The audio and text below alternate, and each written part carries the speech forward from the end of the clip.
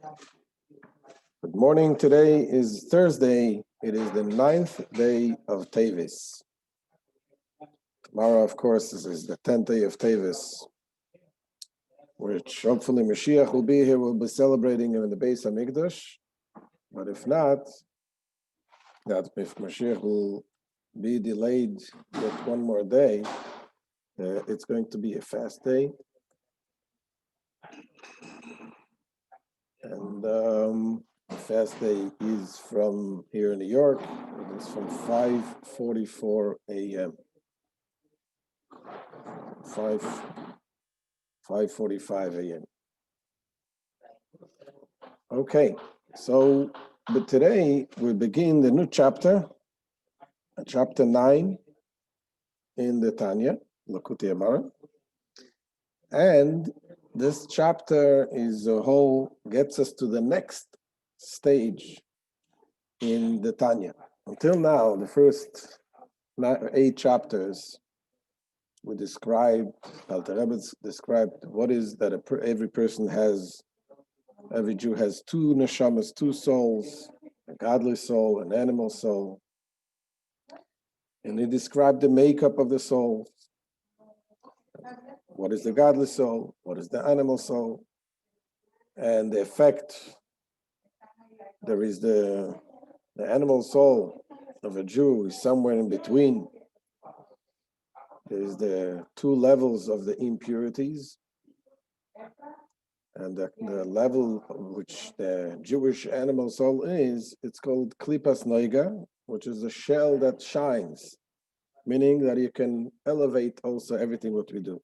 And he explained with all the 10 faculties of the soul, the intellectual, the emotional, and then there is the garments of the soul, the thoughts, the speech and action, which the godly souls elevate the person, the garments of the animal soul, the godly soul, and the garments of the animal soul, the thought, speech, and action in materialistic things, it drags down the neshama and the body and everything into a low place.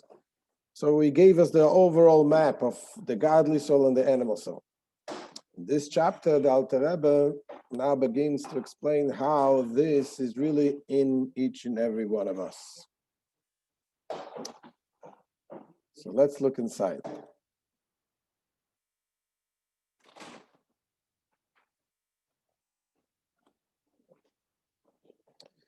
Vehine, says the Alter Rebbe, Makoim, now the Makoim Mishkan Nefesh Abahamis, Shemiklipas Noiga.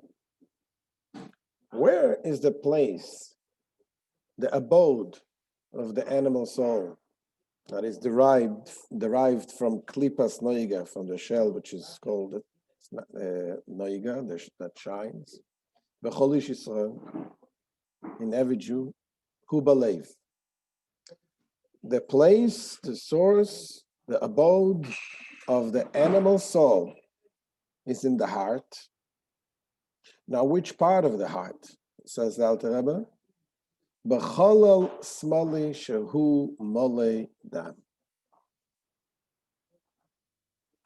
He says, in the heart, there is the left side of the heart, the left ventricle of the heart, that is filled with blood. And just to explain a little bit, he's going to explain later that there is the left side is filled with blood, as he says now. Later he's going to say they have the right side of the heart, which has no blood. And obviously we're not going into biology now and to understand, but just to give an understanding a little bit, he explained that the blood carries with it the soul. And so there's 2 ways of understanding it. One is that in the left side of the heart, this is where the blood with the oxygen that comes in, that is in the heart, and from there it gives it to the rest of the body. that gives the life. Then the blood comes back to the right side of the heart, not with no oxygen, and from there it goes to the to become oxygen again to the lungs.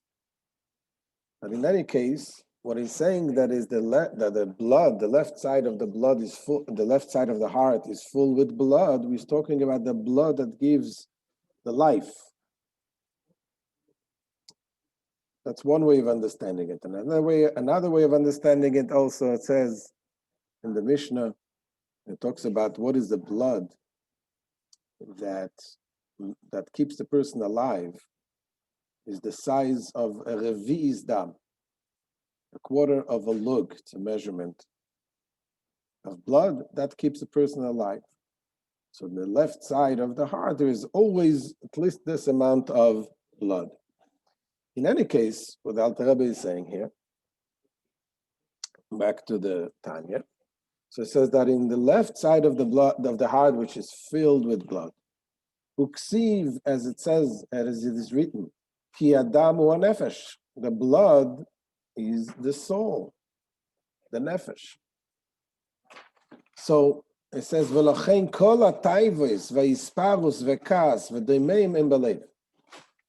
It says, therefore, because the animal soul resides in the heart, so all the taivas, the lusts, the sparrows, the boasting, chaos, anger, and similar things, they all are in the heart. And then from the heart, it goes and it spreads throughout the entire body. Not only to all the organs, but even to the brain. It goes up also to the brain, to think, to meditate about them, to become cunning in them, how to get what I want. So of course the question can be asked, what does that mean? I mean, we know everything comes from the brain. The Alter Rebbe here explains that the difference between the animal soul and the godly soul is as follows. The godly soul, everything originates in the brain.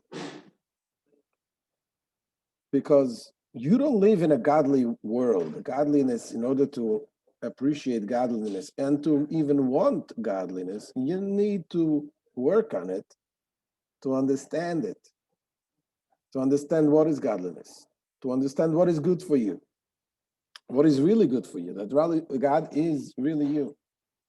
Once you understand it, you think about it, meditate about it. So from that is where it dwells the godly soul. And then it hopefully affects the heart and affects the rest of the body. But the animalistic soul, it works the other way around.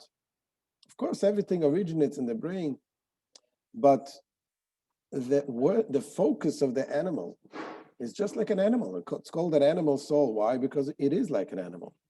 What is an animal? Animal has its instinct. God created instinct.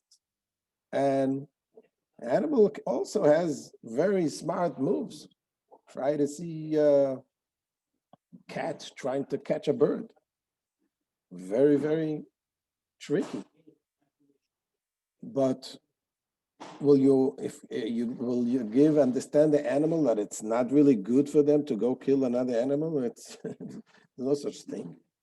The animal it's rooted, it's placed in the heart, in the emotions. And it follows the heart, follows what it wants to do, the instinct. So the animal soul is in the heart. And from there, it also, once you know what you want, then you start also thinking and understanding and meditating and planning and how to get what you want. But but the origin is from the heart, from the emotions. So that's what it explains over here. So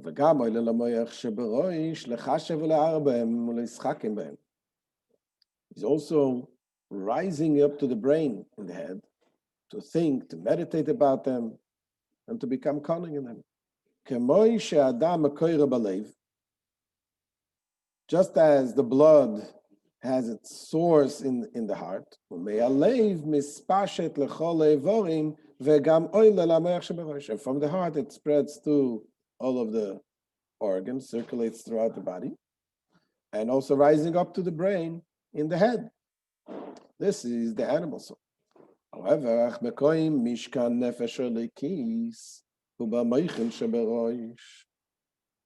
the abode of the divine soul, the godly soul, where is the place, the center of the godly soul? That is in the brain, in the brain, in the head. And from there, it extends and spreads throughout all of the limbs. And also, and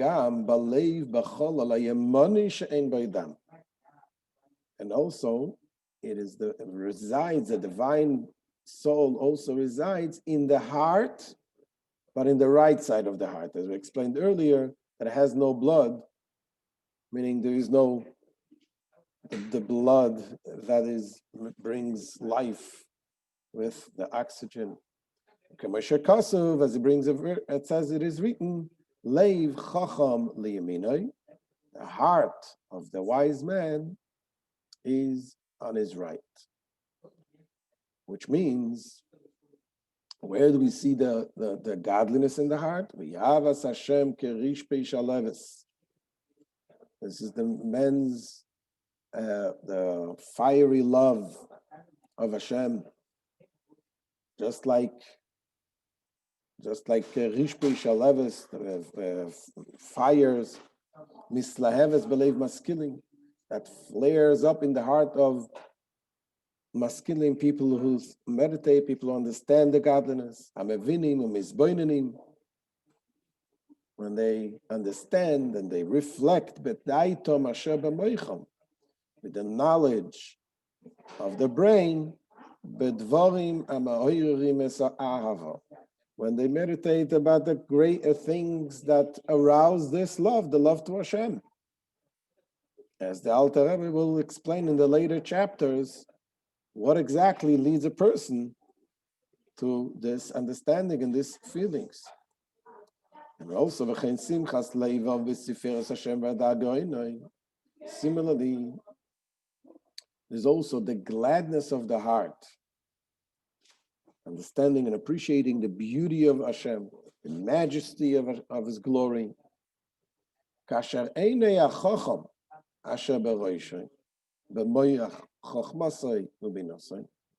This is when the wise man's eyes, which is in his head, in his brain, in his Chachma brain and Bina brain, the wisdom and understanding, as we explained in other chapters, the difference, that when the person meditates and understands the greatness of Hashem, mistaklim biyikara de malka, and when they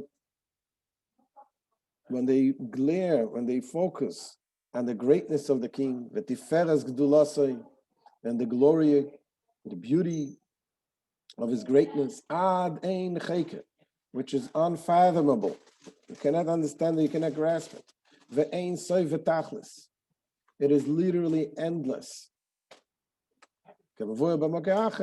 As explained elsewhere, and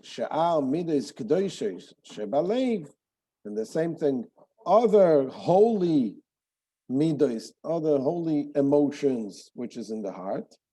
Where do they come from? This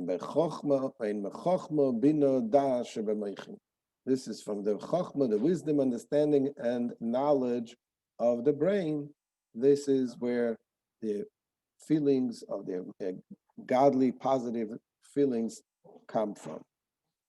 Because generally, in Tanya, Alter Rebbe gives the concept of moyach shalit alalev. The brain controls the heart. The wicked people, which is, normal people regularly, they're naturally, you have the heart controlling the brain. meaning a person goes by his desires, and it tells his brain what to do. Whatever he wants, he makes up what to do. But here the Alter Rebbe is teaching us a very strong principle that we have the ability to get the brain to control our emotions. It's not easy. It's not easy to do. There's the famous story we told with the Alter Rebbe's Chassid. His name was Reb Moshe Meislish, and he became a spy during the famous War of Napoleon with the Russians, and he became a spy in Napoleon's camp.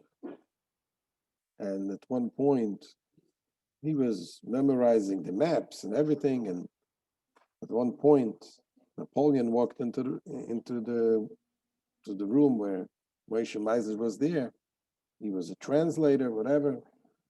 And he looked and he said, "There's a spy here." And he walked over straight to Reb Moshe Meisler and to check if he's the spy. He puts his hand on his heart to see if he became scared, and his heart beating was normal, and he let him go.